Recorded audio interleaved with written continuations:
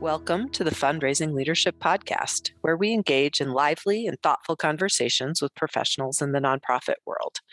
I am Margaret Katz-Kann, and I'm joined today by my teammate, Michelle Malloy-Dillon.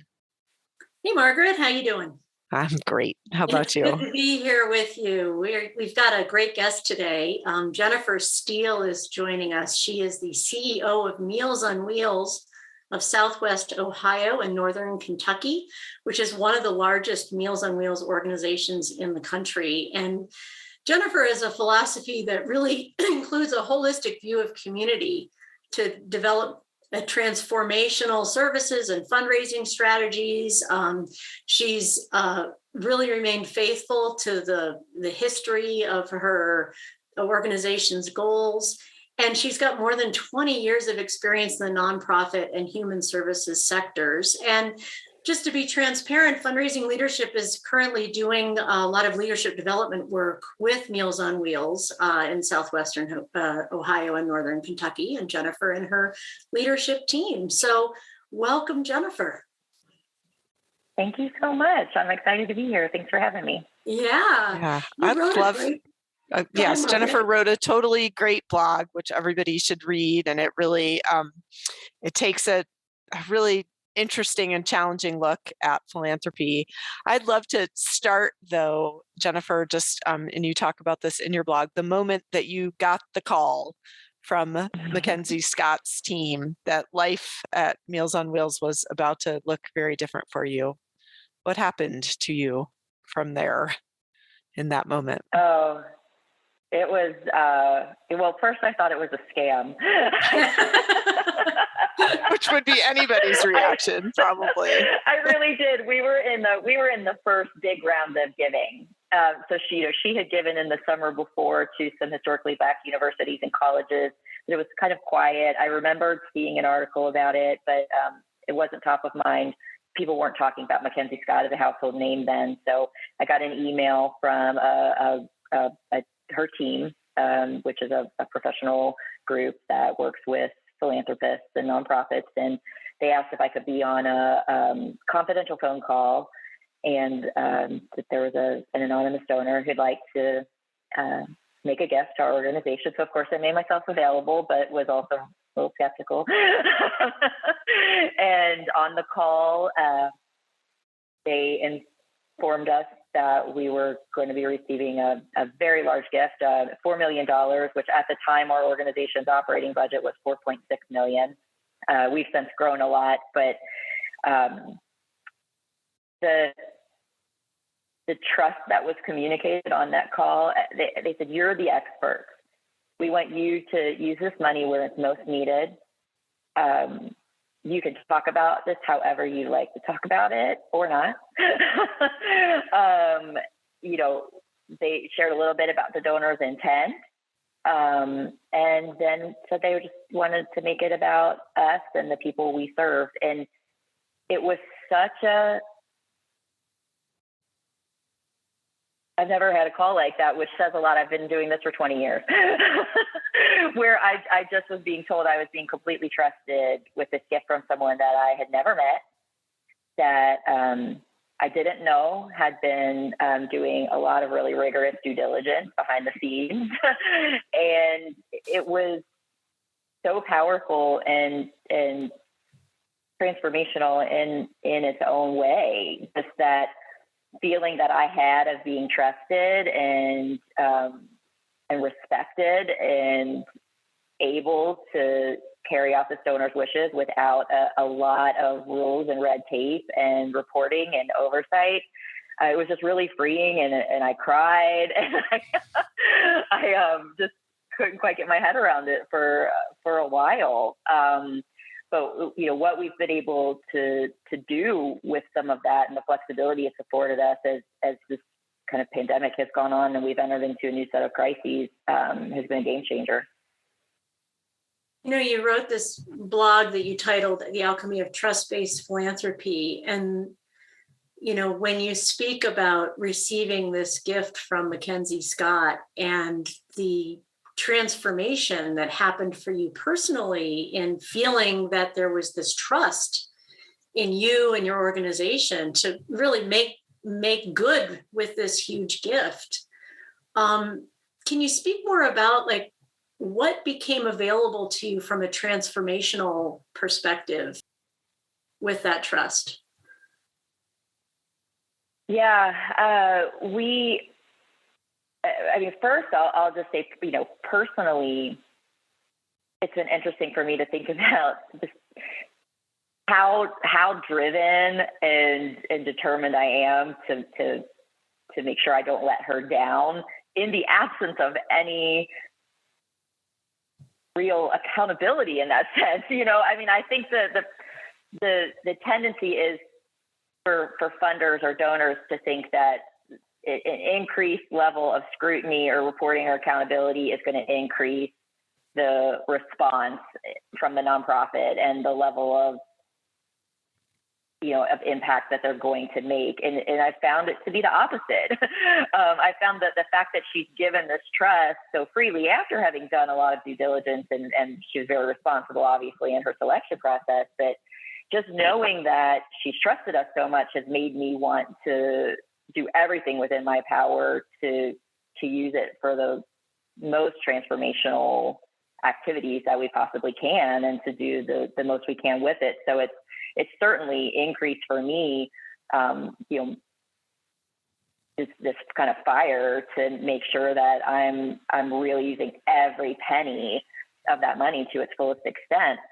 And so the flexibility that has come with that and the freedom that's come with that has enabled us to, I hate the word pivot anymore because I feel like it's been so overused during the pandemic, but to pivot, where, okay, we know broadly what we want to use this funding for. It's for innovation. It's for transformation in the programs and services we provide for seniors. We want to use it to be a local test market for national change and innovation and things that can be scaled and replicated. But we've been able to be really responsive to the needs of our local community within that, because we didn't have to say at the beginning, these are the outcomes that we're going to achieve. Because once you say that, that's what you have to follow through with, and that's what you have to report on, and that's what you have to achieve, even if something else has come up that's more critical and more urgent, or where you're going to have a greater impact. So I think just the ability to be nimble and adapt, especially in this climate where things are still changing every day in the world, to be able to be truly responsive to the needs of our local community, with an eye to what we need to do for seniors as a country, has been a real gift. I mean, aside from the financial gift, just the knowing we can do the right thing, do what we need to do. We have the freedom to do it has been life-changing. Yeah. So it sounds almost like one of the things that felt transformational about this was you didn't have to promise outcomes. You got to actually design and maybe continue to design what the outcomes should be, that it got to be a dynamic process. So what do you think is important about that? Because it's so rare. It is so rare. And I think what's going to happen is when we get to, see some of the results, and I don't know what that's going to look like, right? Because the reporting is so unconventional. It's not like I didn't have to fill out a lengthy report. I don't know how it's all going to be aggregated, but I think we're going to be able to show an impact that is going to exceed anything that we would have been able to have achieved had we been following the traditional model of determining the desired outcome, following the steps, getting to that reporting on that thing. And it's hard to even articulate because it's never happened before, right? Like you don't just get a multi-million-dollar gift typically as a nonprofit without having to say, this is exactly how we're going to spend it, and these are the things we think we're going to achieve. What we think we're going to achieve is maximum impact. What that looks like is totally up to us. and that's what I love about it. I love that we can just kind of wade into this in the midst of this crisis where every day brings something new and there's uncertainty, and we can be strategic about our goals, but that we're not tied to specific metrics and hitting certain milestones to be able to show that we were successful. And I think that just has allowed for so much creativity and the potential for true innovation that really is going to result in that kind of transformational impact that I think donors are looking for and nonprofits are looking for, but we've never really been able to get to because we haven't trusted each other enough to take that leap. I mean, it really feels like MacKenzie Scott and I just like joined hands and like jumped off a cliff together. You're speaking so. And I never met her, but that's what it feels like. Yeah, it's so empowering to hear you speak about the impact of really truly feeling as if you're really trusted and having all the freedom. And it makes me curious, like, how do we know when trust is really there? Like, you know, is in this instance, is sort of the definition of trust changing from what are the metrics? How are we going to know it's going to be done to something that's more of a way of being in relationship to something, or, you know, I don't know. Yeah. I feel like, Michelle, like the first thing that you're describing is more almost like accountability, you know? Yeah. When you come forward and you say, we're going to do these things, and then you do them, that's accountability. And I love what you're asking, because it's like, trust never fit in there before. Like, how does it fit in? Right. Yeah. It's been fascinating for me to think about that and to experience it, even because I think that maybe we've been operating under this assumption in the sector at large, right? That accountability equals trust, or accountability leads to trust, and that's how trust is built, or that's how trust is maybe compelled, which is even a little scarier to think about because I think that tells us a lot about the absence of it that we've had in our relationships historically. Like, you can't compel trust, right? I mean, you can compel accountability to an extent, but you can't force trust. And so the way MacKenzie Scott has gone about this is so different even than how a lot of large donors have approached philanthropy to begin with, where there was no relationship at all. You know, if you think about the traditional donor pyramid approach to fundraising, it's, you know, the donor comes in at a certain level, there's presumably a relationship that's built, and then they get to the point where they make a very meaningful, very impactful gift over time. MacKenzie Scott totally flipped that. And she chose nonprofits that she had no relationship with, and she gave very large initial one-time, presumably, gifts, and gave them in complete faith and trust because she had done her homework, basically. Yeah, I was going to point out. Yeah, it's not like it was blind trust. There had been a lot of homework done. Yeah. There had been a lot of homework. And what I love what she said about it, and I'm just paraphrasing here, basically, but because her process was data-driven and rigorous in selection, they could be human and soft in the giving and in the rest of the relationship. And it's certainly a relationship, even though she's not this longtime donor or someone that I've met personally. I know what she wants. I know what she doesn't want. I'm highly motivated to come through on that. She's highly motivated to see the impact and success that we're going to have, but she's not going to dictate the terms because she trusts us. Mm-hmm. And she trusts us because she did her homework. She vetted our leadership team. She looked at our financial statements. She knew we could handle this gift and that we were in a position of readiness to do something with it, and had already shown that we could make an impact. So I think that's a really interesting way to look at trust, because I think there's also an assumption that you build trust slowly over time through these many interactions, and it doesn't have to be that way, right? It doesn't have to be the case. That's one way to do it, certainly, and one's not better than the other. But I think it's fascinating that she's been willing to take that leap with organizations, and that other donors might be looking at how she's done things as a potential different new way of working with nonprofits. Yeah, Jennifer, it inspired you to write this blog using the metaphor of alchemy, which historically, as I learned in a very beautiful, succinct way from your blog, was the attempts to take base metals and turn them into something precious, which chemically is not a thing, but the metaphor still exists. But it's so lovely, isn't it? I know, I love it. I know the Sorcerer's Stone. I was having Harry Potter images when I was, reading. Right.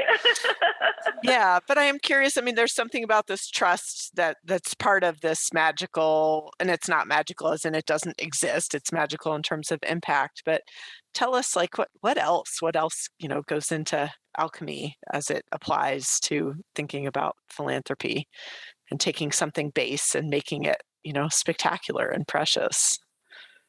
Yeah, I think so much of the focus when we're talking about trust-based philanthropy has been on the focus has been on the donor and the things the donor needs to do, right? That foundations need to build more trusting relationships. They need to stop asking for so many detailed reports. They need to remove some of the burdens on the nonprofit. I mean, that's been really the focus on balancing that power dynamic, right? Like there's the idea is that nonprofits want to create this magic. We want to transform communities. So do the foundations. If only the foundations could stop making things so hard for us. And I appreciate that. and if only the donors could could trust us enough to just give freely and let us do what we need to do. But there's a lot of work we need to do on ourselves in the nonprofit sector to really make that possible. And what I think really resonates with me about the alchemy metaphor is that the alchemist's intentions have to be pure for the transformation to happen. So if as fundraisers and as nonprofit leaders and board members, we're not really focused on transformational impact and change and building trust and coming to these relationships with donors in a really authentic, transparent way ourselves, we won't get there. We can't ask for all the change and transformation to be on the part of the donors. We have to do that too. We have to do that work ourselves. Because if we're just asking for a gift for the sake of getting a gift or to make sure that we achieve our budget or our goals, then we're not really going to create that magic and that transformational impact that we all want. So I think we have to look within too as nonprofits. There's a great quote in your blog, and I'm just going to read it because it's so succinctly summarizes what you're saying in such a brilliant way. What we're missing when we seek transformation, but focus nearly exclusively on transactions and data points that measure them, is the change that must occur within the actual human hearts involved. And, what you're pointing to is this is a relationship between it is all of the people involved. It's not just a transaction. No, it's not. It's a relationship. It's a journey. It's always humans involved in all of it.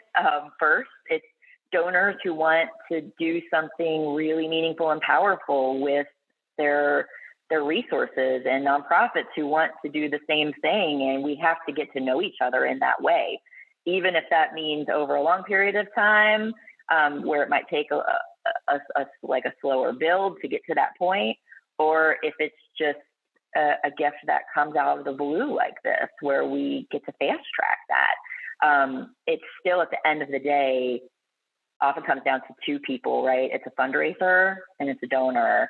And it's making sure we're keeping that at the center of everything we do. We can't spreadsheet that to death, and we can't. And you can't build trust without this. We can't KPI trust. No. We can't, and we want to be able to, because that's how we have been conditioned and trained, that we show results and that we show our value, and I think sometimes even our worth, which is, I think, potentially really damaging to the building of that trust.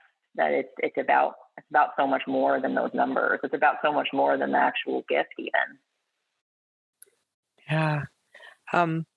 And I know at the heart of your work is getting food to people who, right, it's working in the world of food insecurity and seniors and things like that. And that's an easy thing to turn into a metric, right? Number of meals delivered or things like that. And so what creativity has this inspired in you to think about bigger pictures or how change happens?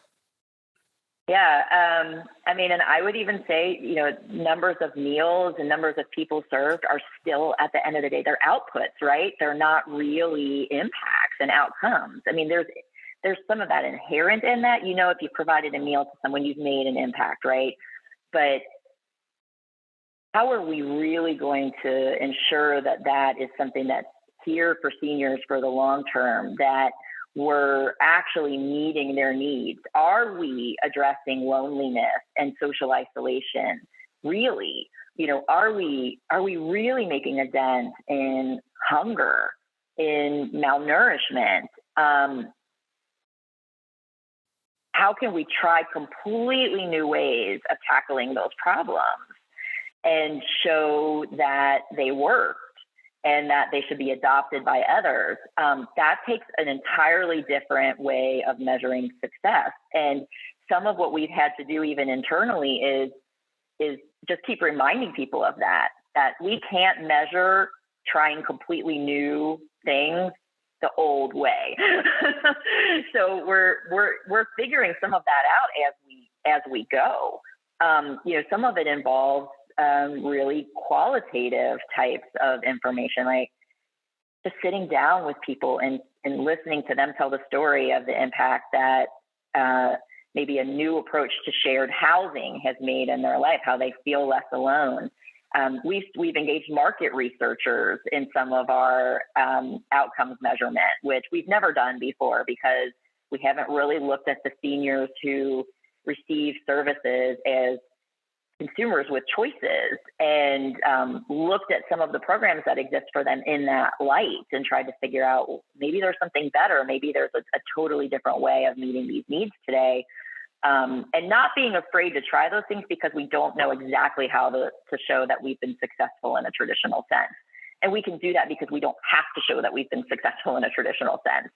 If we had been told by MacKenzie Scott's team, you use this funding the way you need to, but report to us in exactly this prescribed format and show that you've achieved these results, it would have tied our hands and we wouldn't have been able to even try some of the things that we've been trying. So it's so revolutionary that it's hard to even describe. And I know trust has been, impact. A big theme of yours in the past year or so. And, for your organization and even your leadership team to adapt and be willing to try new things and mess up and try other things, like how has trust been an integral part of you all giving yourself permission to sort of break the mold and try new things? Yeah, that's so interesting, and that's so much of what we've worked with your team on, Michelle. Right, like the building of that trust. For instance, our chief giving officer, I remember her coming into my office shortly after she started with all these spreadsheets and all of these things that she had been tracking. And it was very traditional fundraiser kind of stuff, right? Numbers of calls, numbers of visits. And I said, I don't want to see that. And it really freaked her out. It did. It really freaked her out because that was the only way she'd ever been able to show that what she's doing is meaningful and if a gift doesn't come in, that she could show, well, I still did all the things I was supposed to do to get to that gift, right? But we had to build trust between each other for her to be able to relax enough to say, okay, I'm going to take my time with this donor. I'm not going to rush this. I'm going to let this relationship unfold. I'm going to do the things at the donor's pace that I need to do and focus more on telling the story and bringing people into wanting to be part of our mission, as opposed to trying to hit a number, a financial target, a call metric, whatever that may be. And we had to trust each other personally to be able to do that. And our whole team had to build trust because, as everybody knows, it's, to have a real culture of philanthropy in your organization, everybody has to feel engaged and part of that process. And so everyone from our HR director to our fundraising team, we all really had to build that base trust as a team to be able to jump into some of these innovation projects together, to know that some of them aren't going to work. And what we're going to actually be able to show as a success is just, we tried this thing and showed this is not the way. We tried this thing and we contributed to the larger dialogue around loneliness because of it. We tried this thing and it showed us we actually need to do this other thing instead. And to be able to fail together in a very public way, sometimes potentially, because a lot of what we're doing gets attention. We have to trust each other. People have to know they're not going to lose their job because of that. They have to know that they're not going to get in trouble because of that. And in fact, we encourage that kind of risk taking in the spirit of innovation and progress. And it becomes a values thing, and it really comes down to culture, and that's what we're having to try to build. And trust is at the absolute core of that. We can't do any of that. Can't innovate without trust. You can't really deliver on the promise of transformation without it. Yeah.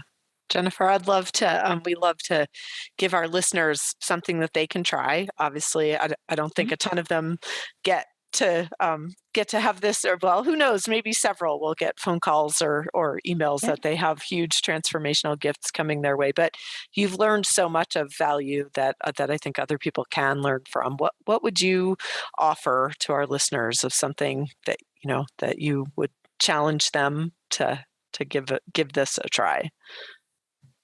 Yeah, I think anybody can be ready for a transformational gift, right? Hopefully all of your listeners will be able to receive one. But I think one of the ways we get ready for that, and we get ourselves to a place of being able to really be in a trust-based relationship with a donor, is to start looking at the way we measure success internally now. So any fundraiser could go to their CEO or executive director and propose a different way of measuring donor relationships or progress. Instead of it being about how many calls you made, what if we started to try to measure stories, or the ability to tell stories? How can we put some measurements around how well we're developing trusting relationships? And that's going to look different for every organization. But until we start experimenting with those things, we're never going to figure out what works. I think executive directors and CEOs, for their part, can do the same with boards. Instead of just focusing on the bottom line or year-over-year increases in fundraising, how are we doing in our strategic goals to build authentic relationships with donors? What does that look like? It doesn't look like a bottom line number, I can tell you that. So I think just trying to start to experiment, even if it's just dipping your toe in, looking at how we measure success and how we're trying to show our impact, will get everybody to a position of being able to really accept and run with a gift if it comes their way. Yeah, I love that. Get creative. think out of the box. Yeah. And what's a different way to measure success? Yeah. Yes. Yeah. Deepen those relationships. Ask the question, what's the alchemy your organization could use? Yeah, that's fantastic. Right. Yeah. Well, Jennifer, thank you so much, both for your time and chatting with us, but also for your inspiration for taking a gift of dollars and turning it into some really big and creative thinking to inspire us today. Yeah, and thank you for your work in the world. I know you're up to some really important and big things, and thank you for your time and your energy and your heart in your work. Yeah. Thank you so much for having me. Yeah, in the show notes, we're going to post a free resource for our listeners. And we thought a good start would be a free sheet that helps us learn how to listen from our hearts. A great way to build trust. So we're going to put a tip sheet called 3 Powerful Ways to Listen in the show notes, and you can download that. Yeah. This podcast is brought to you by Fundraising Leadership. We provide unique coaching and training programs that powerfully transform how you work in order to get results. Please subscribe if you haven't already. You can find us wherever you listen to podcasts. If you're enjoying the show, you can help us continue to bring thoughtful content with a monthly or annual contribution. This supports our production costs and keeps the show ad-free. Please make a contribution today using the link in the show notes. Now, go put it into practice.